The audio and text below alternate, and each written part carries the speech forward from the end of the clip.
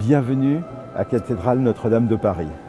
Je suis Armand Zadikian, je suis concepteur lumière. J'ai commencé par la photographie quand j'étais plus jeune. Je suis passé caméraman, chef opérateur, puis directeur de la photographie.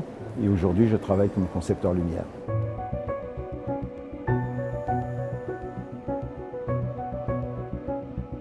En 20 ans, j'ai quand même éclairé une centaine d'églises, ce qui m'a donné une certaine expérience. J'ai éclairé 2 ou 3 fois la cathédrale Notre-Dame de Paris. Le régisseur de la cathédrale, M. Laurent Prade, m'a contacté pour me demander si j'acceptais de réfléchir à un nouvel éclairage pour la cathédrale.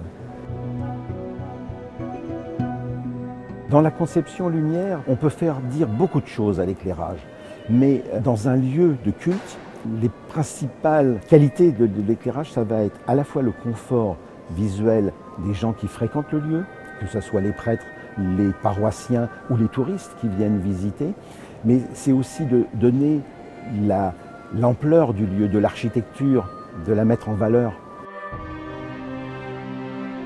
Alors la demande essentielle pour la mise en lumière de Notre-Dame, c'était même pas la mise en lumière. Le problème était qu'il passait un temps énorme à changer les anciennes ampoules d'ancienne génération qui étaient défectueuses. Il y avait toujours des zones qui étaient sombres.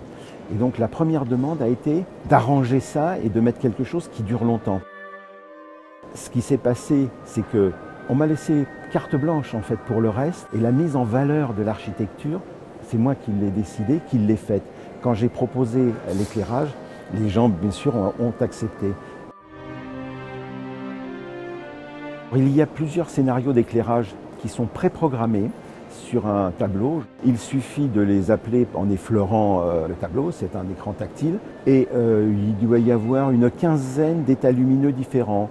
Un état pour les visites, pour les petites messes, les grandes solennités, les concerts d'orgue. Tout ça, c'est préprogrammé.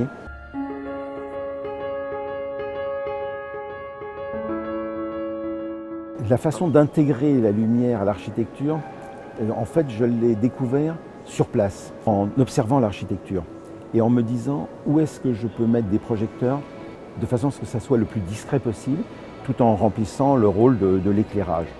J'ai réussi, la cathédrale étant assez complexe au niveau de son architecture, à trouver des points d'appui pour mettre mes projecteurs sans qu'on les voie trop. Pour mettre en valeur une architecture comme celle-là, il fallait surtout donner la largeur du bâtiment et sa hauteur. C'est ça qui donne en fait le côté impressionnant de la cathédrale.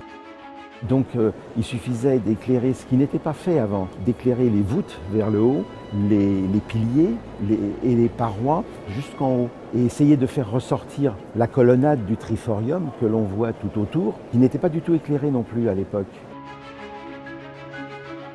Aujourd'hui, l'évolution de l'éclairage, notamment pour les lieux de culte, les cathédrales, je vois que les appareils sont de plus en plus compacts, que l'IRC, le rendu colorimétrique est amélioré, et on gagne en puissance lumineuse avec des appareils de plus en plus compacts. Donc ça va devenir beaucoup plus simple d'éclairer des cathédrales, et je pense qu'il y aura dans l'avenir de magnifiques réalisations, parce que c'est des lieux qui sont tellement beaux à mettre en valeur qu'on ne peut pas louper.